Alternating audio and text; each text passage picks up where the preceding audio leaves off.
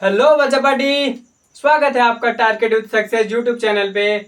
आज हम पढ़ेंगे क्लास 10 का बायोलॉजी का चैप्टर 1 जैव प्रक्रम पोषण। इससे पहले जो है हमने प्रकाश संश्लेषण के बारे में, पोषण के बारे में बहुत विस्तृत रूप से वीडियो बना रखा है।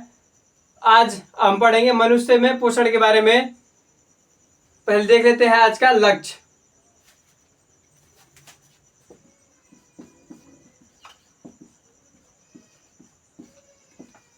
आज का लक्ष्य, आज हमें क्या पढ़ना है, तो बस यही लास्ट टॉपिक बचा है आप में, मनुष्य में पोषण। इसके बाद जो है अभी मैं जब नेक्स्ट वीडियो लाऊंगा उसमें जो पहला चैप्टर है जैव प्रक्रम पोषण, उसमें के जितने भी ऑब्जेक्टिव है वो सभी को आपको नोट डाउन करवा दूंगा, सभी टोटल ऑब्जेक्टिव, जिससे जो है आपको खोजना नहीं पड़ेगा कि कहाँ से ऑब्जेक्टिव आएगा, किस लाइन से आएगा। वो मैं सभी ऑब्जेक्टिव आपको एक ही वीडियो में बता दूंगा। उसके बाद जो इस चैप्टर के जितने भी ऑब्जेक्टिव सभी क्लियर हो जाएंगे 2011 से लेके 2025 तक के सभी। जो अभी नेक्स्ट वीडियो आएगी उसमें मैं आपको पूरे ऑब्जेक्टिव के बारे में ही बात करूंगा। बोल सकते हैं कि ऑब्जेक्टिव का वन शॉट लेके आऊंगा। तो अभी पहले देखे थे आज का लक्ष्य। आज हम पढ़ेंगे मनुष्य में पोषण।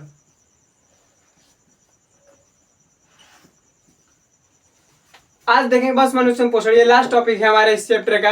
उसके बाद चैप्टर एंड हो जाएगा। तो शुरू करते हैं मनुष्य में पोषण।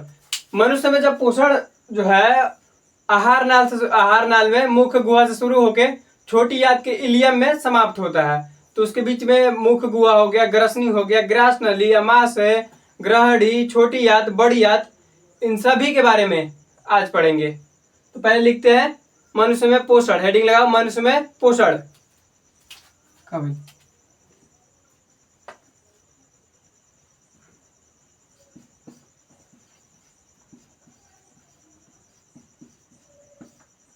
मनुष्य में पोषण।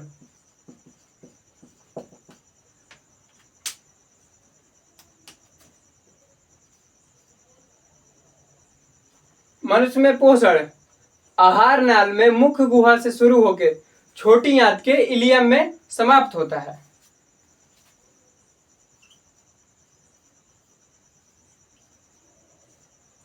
मनुष्य में पोषण आहार नाल के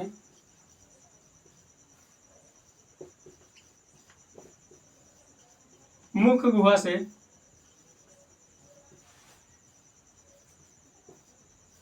शुरू होकर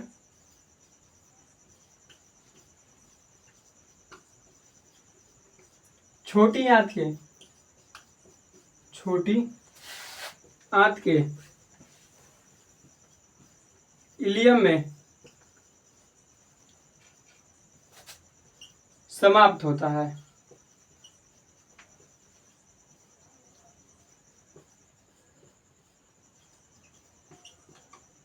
छोटी आंत के इलियम में समाप्त होता है। मनुष्य में पोषण की प्राणी संपोषी पोषण विधि पाई जाती है। प्राणी संपोषी पोषण में क्या होता है, मनुष्य अपने भोजन ठोस या द्रव के रूप में लेता है। इससे पहले मैंने बताया है, आप देख लेना अगर नहीं देखा हो तो मनुष्य में प्राणी संपोषी पोषण होता है। मनुष्य में प्राणी संपोषी पोषण, मनुष्य में प्राणी संपोषी पोषण होता है।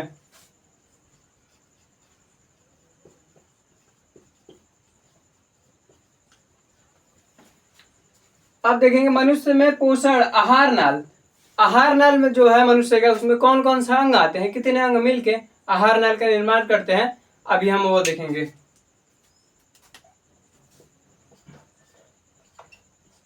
आहार नाल में आने वाले अंग, आहार नाल में आने वाले अंग।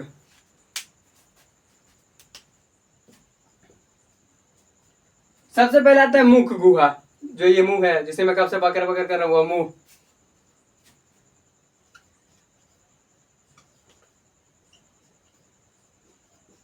मुख गुहा। उसके बाद आता है ग्रसनी। तीसरा आता है ग्रास नली।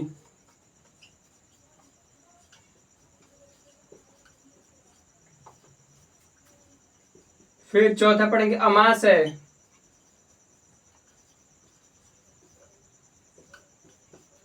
फिर आएगा ग्रहणी,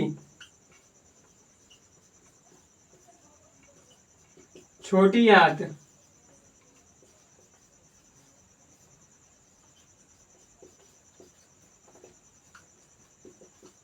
बड़ी आंत।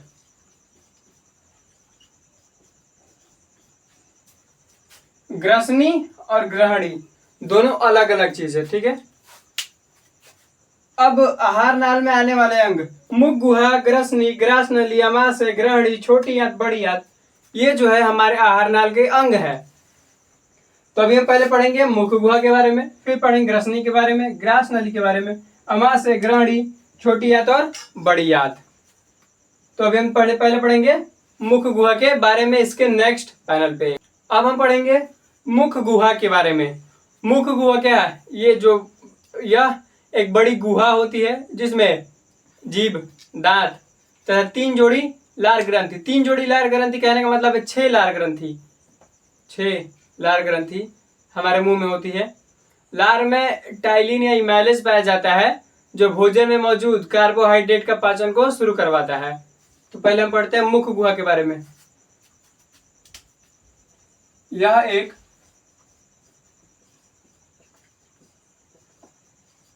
बड़ी गुहा है जिसमें जीभ, दांत तथा 3 जोड़ी लार ग्रंथि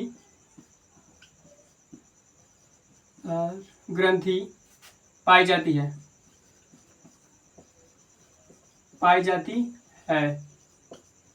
लार में पाया जाने वाला टाइलिन या इमाइलेज भोजन में मौजूद कार्बोहाइड्रेट के पाचन को क्या करता है? शुरू करता है। लार में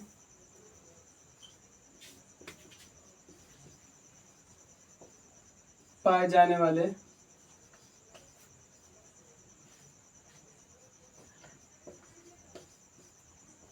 टाइलिन, लीन या इमाइलेज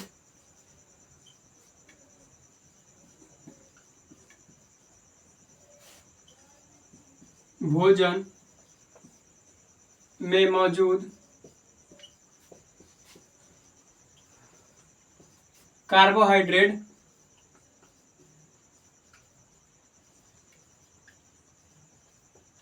में मौजूद कार्बोहाइड्रेट पर कार्य करता है या क्रिया करता है। कार्बोहाइड्रेट पर क्रिया करता है।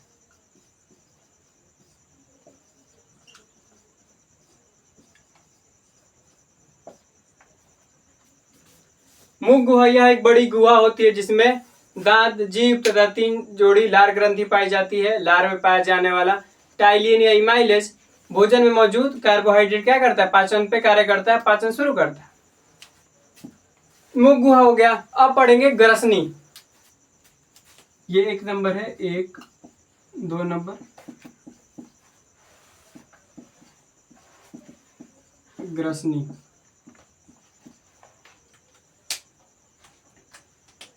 यह मुख गुहा का पिछला भाग है। यह मुख गुहा का पिछला, ये क्या है? यह मुख गुहा का पिछला भाग है जो 2 छिद्र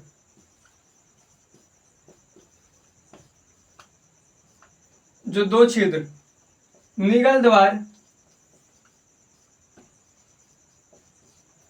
तथा कंठ द्वार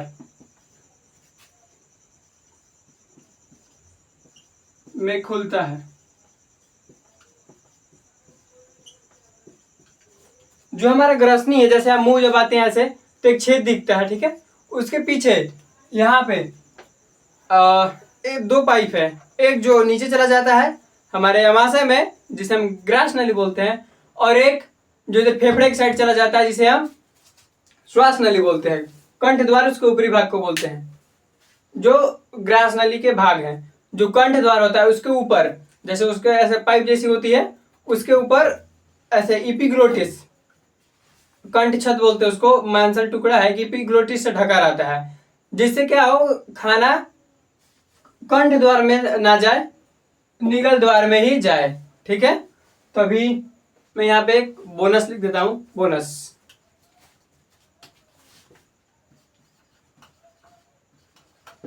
बोनस, कंठ द्वार के ऊपर, कंठ द्वार के ऊपर कंठ छद, कंठ द्वार के ऊपर कंठ छद होता है। कंठ छद या जिसको बोलते हैं एपिग्लोटिस, एपिग्लोटिस, कंठ द्वार या एपिग्लोटिस, जिसे हम क्या बोलते हैं, कंठ छद या एपिग्लोटिस होता है।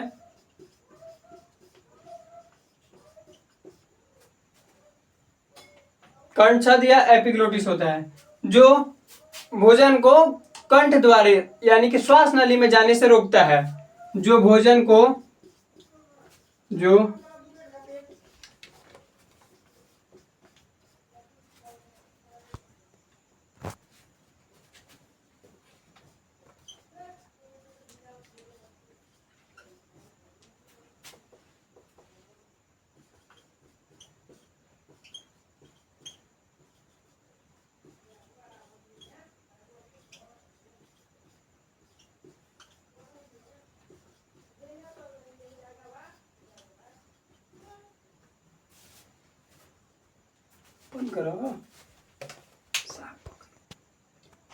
अभी हमने ये जो बोनस देखा, कंठ द्वार के ऊपर कंठ छद या एपिग्लोटिस होता है जो भोजन को श्वास नली में जाने से रोकता है।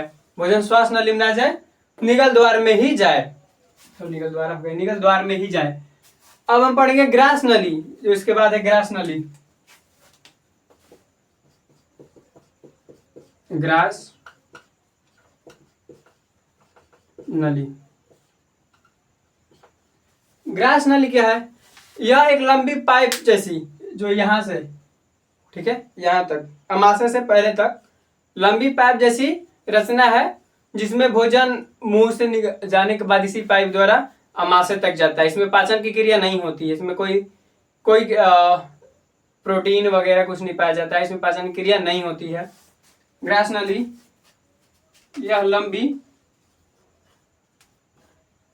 यह लंबी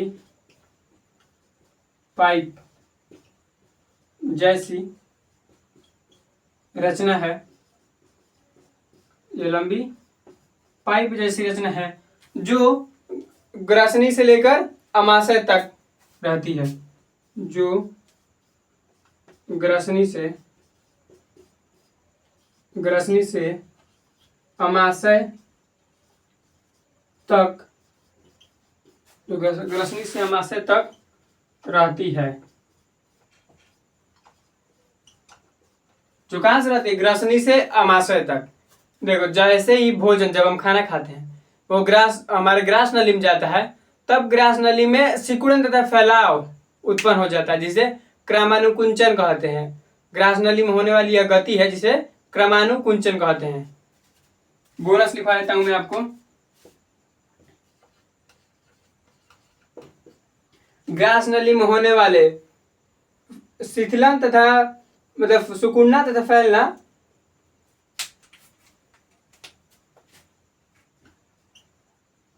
ग्रास नली में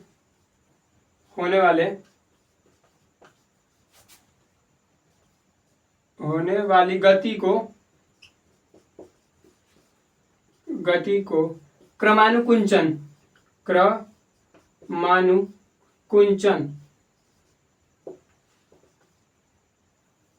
कहते हैं।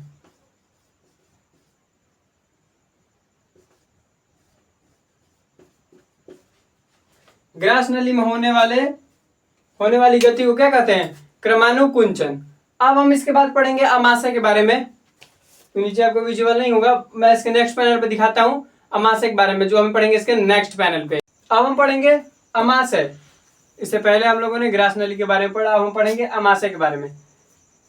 ये वीडियो देखने के बाद जैसा लग रहा है जिसको कि मैं जो कुछ छोड़ रहा हूँ, जो पीछे के कुछ चैप्टर कुछ ऑब्जेक्टिव नहीं बता रहा हूँ, तो प्लीज़ आप चिंता नहीं करो। मैंने बोला कि मैं इसके आगे जो अभी नेक्स्ट वीडियो लाऊंगा ऑब्जेक्टिव वाले, इसमें सभी चीज़ें क्लियर हो जाएंगी। उसके बाद अगर कोई भी एक भी टॉपिक एनसीईआरटी का छूट जाए, फिर आप बोलना कि छूट गया। कुछ नहीं छूटेगा, भरोसा रखो। अब फिलहाल हम पढ़ेंगे अमाशय के बारे में। अमाशय क्या है? यह एक बैलून जैसी थैलीनुमा रचना है, ठीक है, जो यहाँ पे थोड़ी बाईं ओर होती है, ऐसे टेढ़ी सी। ये क्या थैलीनुमा रचना है, जिसके 3 भाग होते हैं, कार्डियक, पाइलोरिक तथा पुंडिक। इसके दीवार पे जठर ग्रंथि पाई जाती है तथा जठर ग्रंथि के बीच में कई थोड़ी छोटी सी म्यूकस ग्रंथि भी होती है। जठर ग्रंथि से HCl तथा पेप्सिन का स्राव होता है। HCl जो है भोजन में मौजूद रोगाणुओं को मारता है तथा भोजन को अम्लीय बनाता है, जबकि जो पेप्सिन है वो प्रोटीन को पेप्टोन में बदलता है। तो अभी हम यही सब बातें लिख लेते हैं अमाशय के बारे में। अमाशय यह एक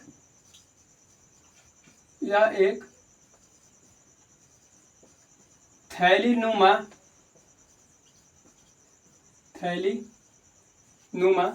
रचना है। यह एक थैलीनुमा रचना है जिसके 3 भाग कार्डियक, पाइलोरिक तथा पुंडिक होते हैं। जिसके 3 भाग कार्डियक,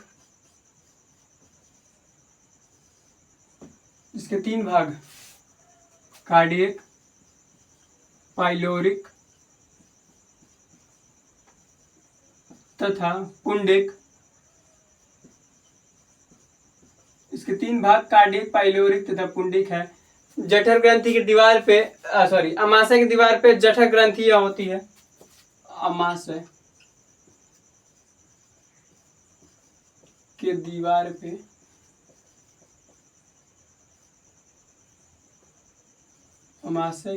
पर जठर ग्रंथियां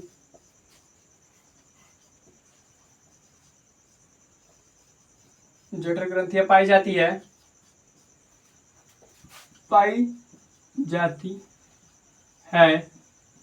जठर ग्रंथि से स्रावित होने वाला जठर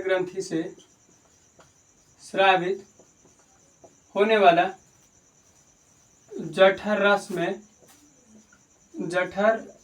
में HCl तथा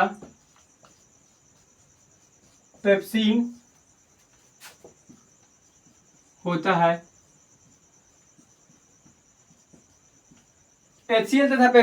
है। HCl जो है भोजन में मौजूद रोगाणुओं को मारता है तथा भोजन को अम्लीय बनाता है। HCl भोजन में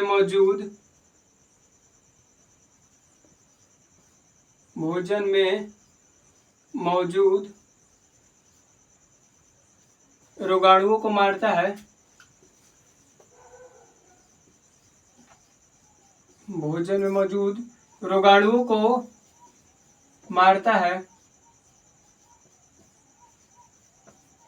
तथा भोजन को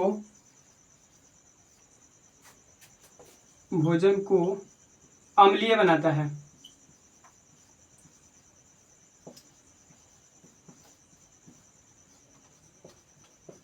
भोजन में मौजूद रोगाणुओं को मारता है तथा अम्लीय बनाता है। अब ये जो पेप्सिन है, ये क्या करता है? भोजन में जो मौजूद प्रोटीन होता है उसको पेप्टोन में बदलता है तथा पेप्सिन भोजन में मौजूद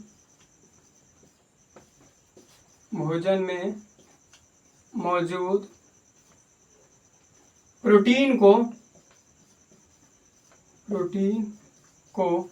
पेप्टोन में भोजन में मौजूद प्रोटीन को पेप्टोन में बदलता है।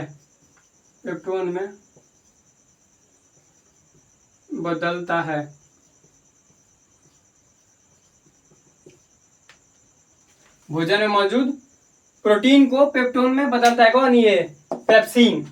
ठीक है, जो पेप्सिन है वो क्या करता है? भोजन में मौजूद प्रोटीन को पेप्टोन में बदलता है। ये जो HCl अम्ल है, HCl, ये बहुत खतरनाक होता है। अगर ये हमारे स्किन पे आ जाए तो स्किन को जला देता है, बहुत खतरनाक होता है ये। तो ये जो पेट में सही, ये पेट को जला क्यों नहीं पाता है? पेट में तो होता है पर ये हमारे पेट को जला क्यों नहीं पाता है? तो जो अमाशय है उसकी जठर ग्रंथि होती है ना, उसके बीच में म्यूकस ग्रंथि होती है जो म्यूकस का स्राव करती है, जो अमाशय के ऊपर एक लेयर, एक परत का निर्माण कर देती है, जिसको ये HCl जो है वो नहीं जला पाता है। वही म्यूकस के कारण ही हमारा अमाशय जलने से बचता है। तो नोट लिख देता हूँ, नोट नहीं, नोट गलती से बोल देता, बोनस।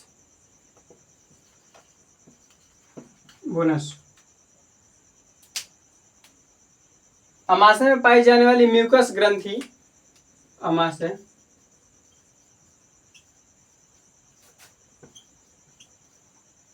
में उपस्थित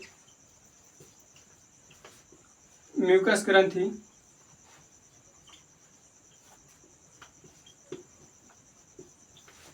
अमाशय में उपस्थित म्यूकस ग्रंथि से म्यूकस का स्राव होता है।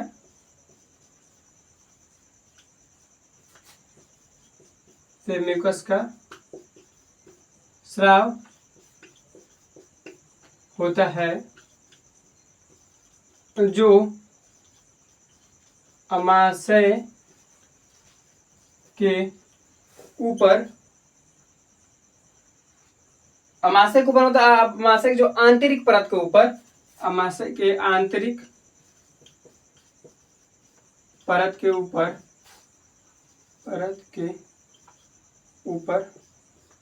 एक परत, आंतरिक दीवार लिख देता हूँ, आंतरिक दीवार के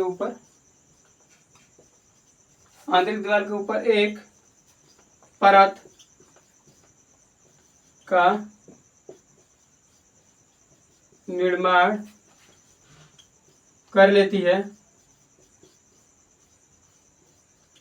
जो अमाशय की दीवार को जलने से बचाता है। ठीक है, जो अमाशय की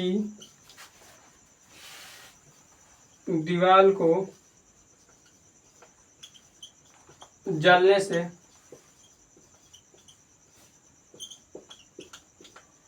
बचाता है।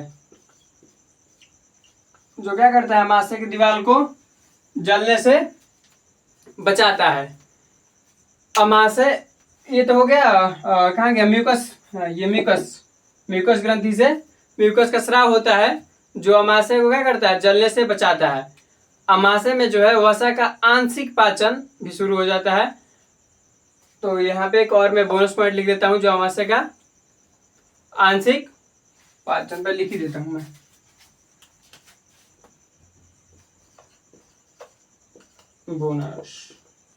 बोनस क्या है? अमाशय में वसा का आंशिक पाचन शुरू हो जाता है।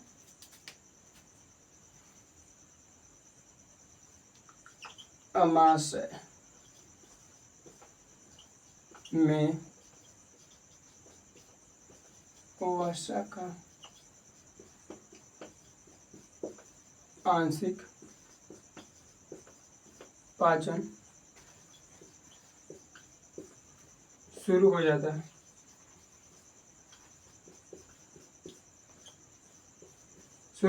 है।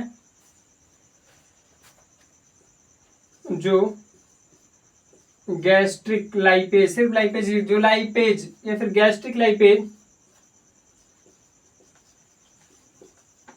जो गैस्ट्रिक लाइपेज द्वारा होता है, गैस्ट्रिक लाइपेज द्वारा होता है, जो गैस्ट्रिक लाइपेज द्वारा होता है। अभी ये थी अमाशय के बारे में कुछ। अब हम पढ़ेंगे इसके आगे ग्रहणी के बारे में। ग्रसनी नहीं, ग्रसनी और ग्रहणी जो है मैंने बताया था अलग चीज है। तो अभी यहाँ पे ले ग्रहणी के, फिर नेक्स्ट पैनल पे यहीं पे देख लेते हैं ग्रहणी। दिख रहा है नीचे, ये दिख रहा है ग्रहणी। ग्रहणी में क्या है, ये जो है छोटी आंत का प्रथम भाग है। इसमें भोजन में पीत मिलता है, पीत का जो रस होता है वह पीत रस मिलता है। मिलता है मतलब इसमें आकर मिलता है। पीत का स्राव, पीत का जो स्राव है वह यकृत से होता है, पीत रस का स्राव। लेकिन आय को मिलते कहाँ, ग्रहणी में। यह छोटी आंत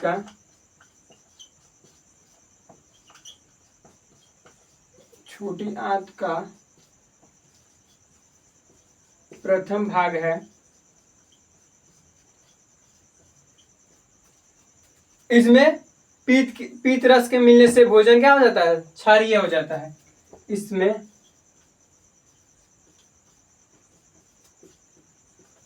पीत रस के मिलने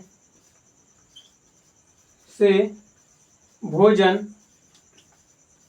क्षारीय हो जाता है,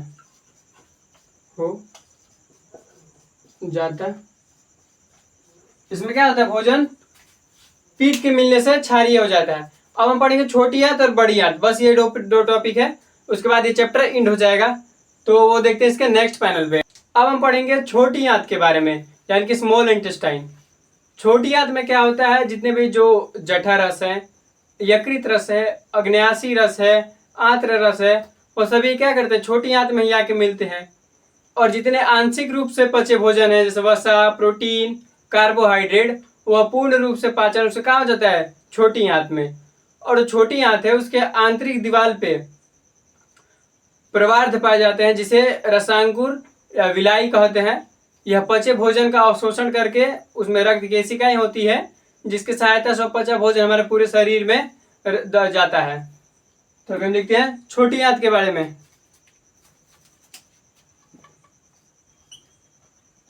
इसमें जितने भी मतलब ग्रंथियों से निकलने वाले स्राव सब आगे छोटी आंत में मिलेंगे। इसमें जठर रस,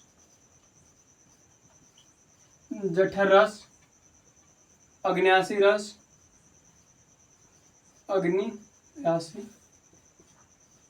जठर रस, अग्न्याशी रस, आंत्र रस तथा यकृत रस के मिलने से आंशिक रूप से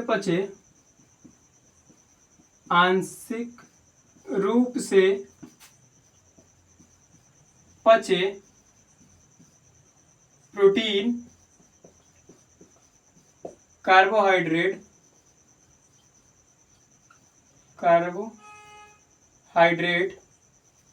आंशिक रूप से पचे प्रोटीन, कार्बोहाइड्रेट तथा वसा का पूर्ण रूप से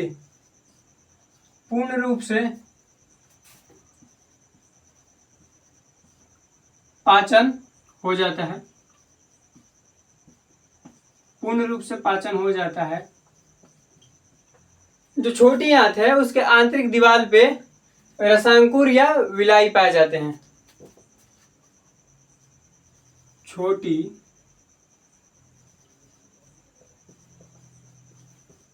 आंत के आंतरिक दीवार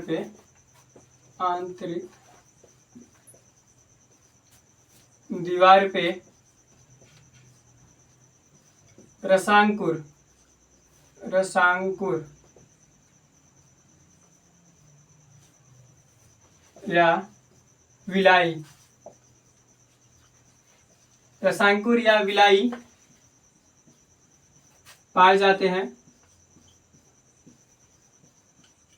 जो पचे भोजन का अवशोषण करते हैं, जो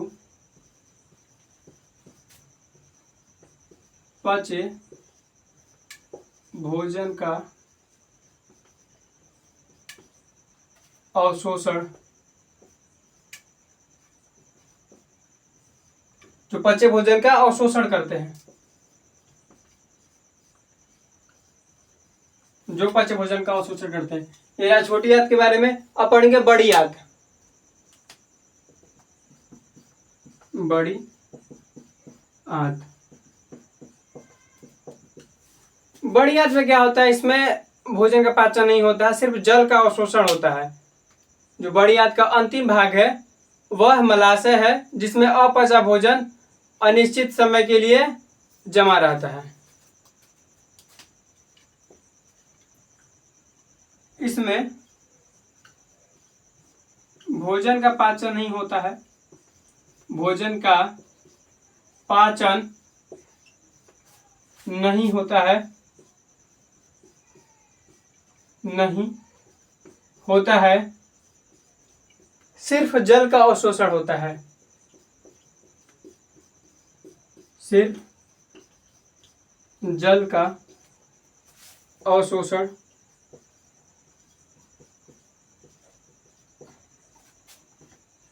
सिर्फ जल का अवशोषण होता है। बड़ी आंत का अंतिम भाग, बड़ी आंत का अंतिम भाग मलाशय है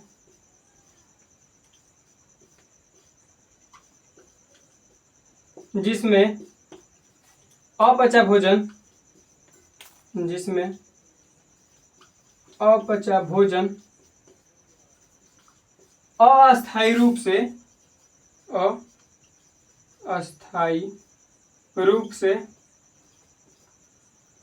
जमा रहता है, लिख देता, जमा रहता है।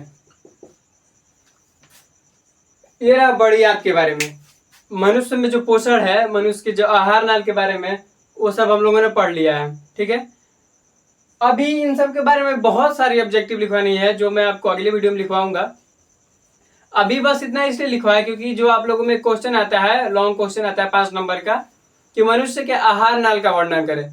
तो आज वीडियो में जितना लिखवाया गया बस उतना ही लिख देना। आहार नाल में 5 नंबर का क्वेश्चन आता है, उतना ही लिखते हैं बस। अभी इसके जो आगे वाली वीडियो आएंगी उसमें मैं आपको बताऊंगा इस चैप्टर के पूरी ऑब्जेक्टिव, जितने भी ऑब्जेक्टिव है। अभी छोटी आंत के बारे में भी कुछ ऑब्जेक्टिव, बड़े आंत के बारे में, पोषण के बारे में, अमाशय के बारे में, सभी के बारे में अभी ऑब्जेक्टिव लिखवानी है। और शॉर्ट क्वेश्चन तथा लॉन्ग क्वेश्चन, मैंने VVI क्वेश्चन का भी 1 शॉट इसी चैनल पर आपको मिलेगा तो कुछ दिनों में। आज के लिए बस इतना ही, मिलते हैं आपसे नेक्स्ट वीडियो में। तब तक के लिए जय हिंद, बाय बाय।